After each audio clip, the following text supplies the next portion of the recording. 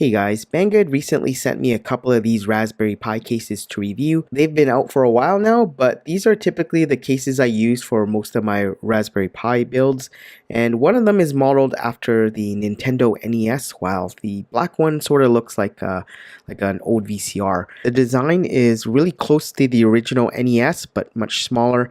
If you weren't able to get one of those NES classics, building your own Raspberry Pi is a great alternative since it'll be a lot more cost effective and it can run more games and not just the 30 NES classics. These cases are definitely a step up from your typical Raspberry Pi cases in that they have relocated USB ports and dedicated power and reset switches. They will work with the Raspberry Pi 1, 2, or 3 Model B versions. And they come with pretty much everything you need to plug them up to your Raspberry Pi, including the screwdrivers. So here's a close-up of the case that looks like an NES, a Nintendo NES. And you can see on the right side there's 2 USB ports, the power reset switch, and over on this side there really isn't anything going on here. On the back you have the headphone jack HDMI, as well as the micro USB port to power it. And as we move over to this side, this is where you could find the slot for the micro SD card.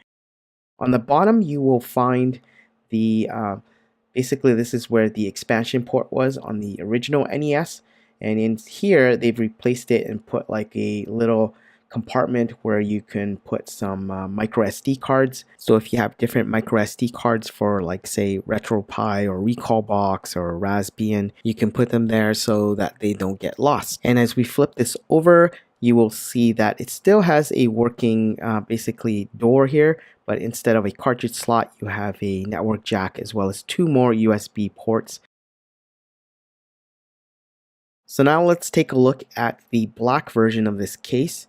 On the front you still have your power and reset button, and over on the right side you have the USB ports and this little sliding door. This is where you can access 2 more USB ports. They never really made a black NES, so I don't know why it says NES case, but the styling is very similar to like an older electronic device from the 80s or 90s. And over here you will find the network jack. It has been relocated to the other side. It would have been better if they put the network jack on the back right here. So here you will find the HDMI, micro USB, and headphone ports for your Raspberry Pi. And on the bottom you will find a little compartment where you can put more SD cards, micro SD cards. So if you're running several versions of RetroPie or Recalbox, you could just stick them in there so that you won't get them lost. So it's really nice to have that little compartment there.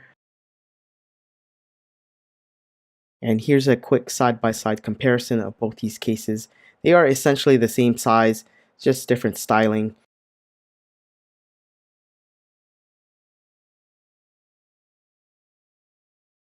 So now I'm going to quickly show you how to install your Raspberry Pi in here. You have to plug up this connector to the GPIO pins, and that controls the power on and off as well as the reset switch. And then you also have to plug up this network jack, this network port here. Basically it's an extension to bring it to the side of this case here. You also have to hook up a USB cable here, and this is what relocates the USB ports to the front of the case itself. And it does include a bunch of screws which you will then put onto the Raspberry Pi to hold it in place.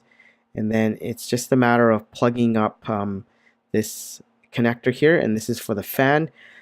This case actually comes with a fan, some of them don't, some of them do. So if yours comes with a fan, you can plug it up here to power it before attaching the top of the case. And that's pretty much it in terms of installing your Raspberry Pi in here. And then what you want to do is put on the remaining screws to close it up. Anyways, that's it for this video. Links to everything I've showed you should be in the description. Comment, like, share, or subscribe, and I will see you in the next video.